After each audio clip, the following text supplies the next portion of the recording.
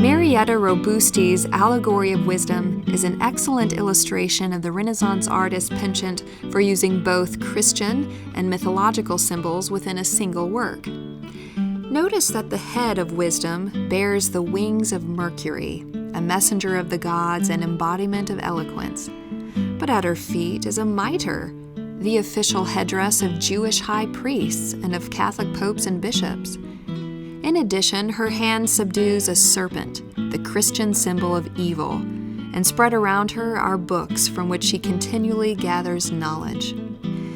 It is interesting that Marietta's father, Jacopo, known as Tintoretto, also explored the theme of wisdom in his painting, The Visit of the Queen of Sheba to Solomon. Perhaps both father and daughter had read and were attempting in their own way to envision one of Solomon's key proverbs.